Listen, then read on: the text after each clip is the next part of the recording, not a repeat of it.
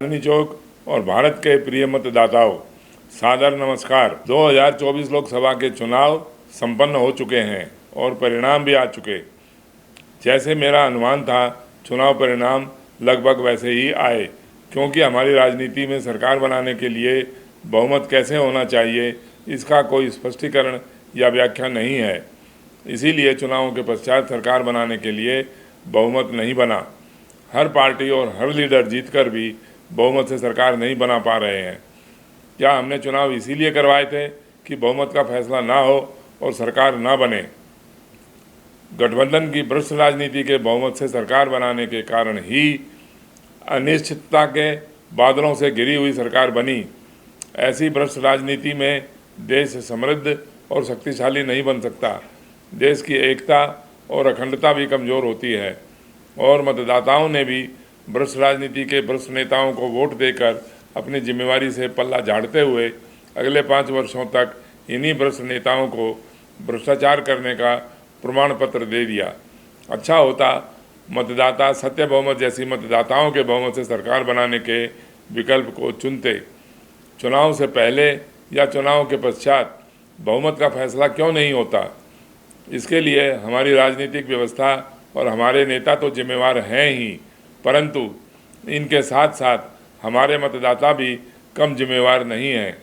हमारी क्या मजबूरी है कि चुनाव से पहले बहुमत का फैसला किए बिना ही चुनाव करवाने आरंभ कर देते हैं। एक बार बैठकर बहुमत का फैसला कर लो ताकि हर चुनाव में बहुमत का भ्रम ना रहे। बहुमत का फैसला होने पर हमारा कितना समय और कितनी ऊर्जा बचेगी, लेकिन संभवतः हमारे नेता बहुमत का निर्णय इसलिए नहीं करते क्योंकि स्वयं जिम्मेवारी और जवाबदेही से बचे रहना चाहते हैं और बहुमत का निर्णय न होने से नेताओं को जीवन भर भ्रष्टाचार करने के असीमित अवसर भी मिलते रहते हैं। मतदाता भी अपने देश और समाज के प्रति ईमानदार नहीं हैं। जरा से धन के लालच में आकर या अन्य किसी प्रलोभन में आकर अपने वोट को बेच देते हैं या वोट देने का आधार अपनी जाति और धर्म को बना लेते हैं, जबकि वोट देने का आधार उम्मीदवार की योग्यता और कार्यकुशलता को बनाना चाहिए। मेरे जैसा देश का साधारण मतदाता जिसकी आयु 75 वर्ष पार हो गई है, स्वस्थ ठीक नहीं हो रहने पर भी संसदों के भ्रष्ट बहुमत की राजनीति को समझकर पिछले 15 वर्षों से भी अधिक समय से इसका विरोध करते हुए मतदाताओं के बहुमत से सरकार बनाने की सत्य बहुमत की राजनीति के पक्ष में काम करता आ रहा हूँ। सत्य बहुमत के विचार पर आधारित एक राजनीतिक पार्टी सत्य बहुमत पार्टी बनाई। न के बराबर धन और साधन होते हुए भी 2024 लोकसभा के चुनाव में मैंने स्वयं दिल्ली चांदनी चौक क्षेत्र से चुनाव में भाग लिया। मुझे कुल 842 वोट प्राप्त हुए। जिन मतदाताओं ने मुझे वोट और समर्थन दिया उनका मैं दिल से आभारी हूँ, परंतु इन मतदाताओं को सत्य बहुमत को समझकर निरंतर सत्य बहुमत के पक्ष में राजनीति करते रहना पड़ेगा। इन चुनाव में भी देश के मतदाताओं ने गठबंधन की भ्रष्ट राजनीति करने वालों, भ्रष्ट समझौते और खरीद फरोख्त करने वाले तानाशाही, घमंडी और क्रूर नेताओं को ही सरकार बनाने का अवसर फिर दे दिया। सत्य बहुमत की राजनीति सामने होते हुए भी मतदाताओं ने भ्रष्ट राजनीति को स्वीकार किया। उसी गंदगी, गरीबी, बेरोजगारी और अपराधों भरे समाज में रहना पसंद किया। उसी झूठ, भेदभाव और पक्षपात की व्यवस्था में रहना स्वीकार किया। इस परिस्थिति में मतदाताओं की बुद्धि के स्तर को नापा जा सकता है, जिसमें मतदाता अमीरी गरीबी का अंतर कम कर सकते थे परंतु नहीं किया। अपराध, भेदभाव और पक्षपात भरी राजनीति को समाप्त कर सकते थे परंतु नहीं किया। सत्य बहुमत को स्वीकार करके गठबंधन और खरीद फरोख्त की राजनीति को समाप्त कर सकते थे, परंतु सुनहरा अवसर हाथ में आ जाने के पश्चात भी छोड़ दिया।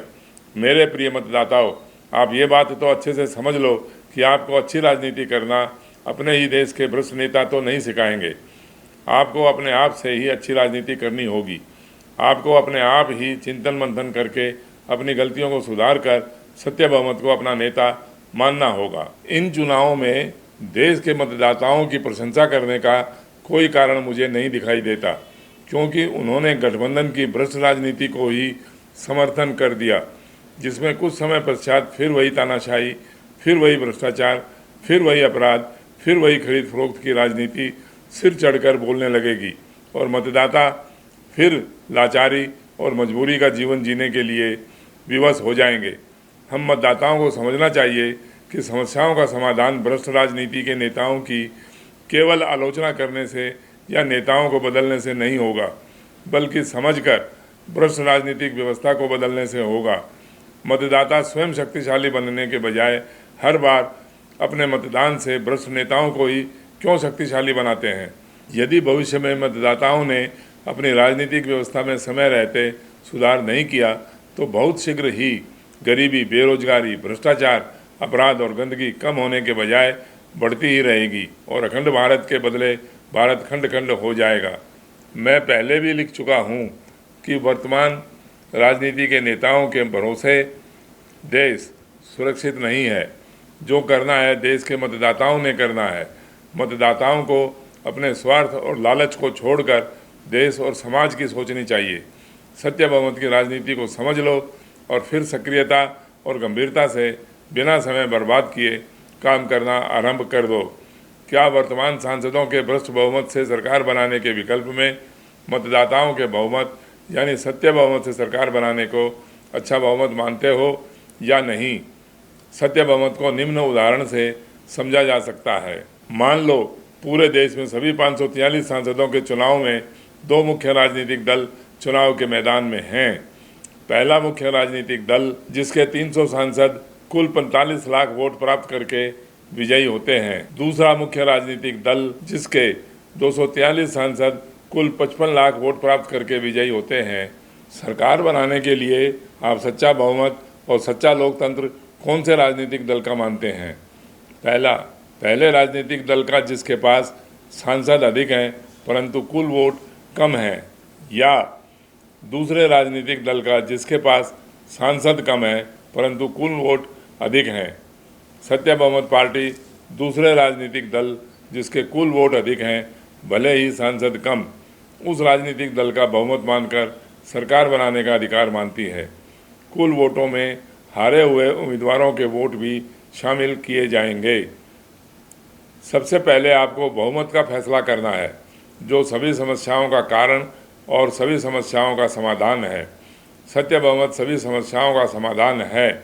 सत्य बहुमत को जानो, सत्य बहुमत को पहचानो, सत्य बहुमत से मिल जाओ। आपकी प्रतिक्रिया जानने की उत्सुकता में परमपिता परमेश्वर से प्रार्थना करता हूँ कि हम सबको स्वस्थ व प्रसन्न रखे। धन्यवाद। आपका सत्यदेव चौधरी।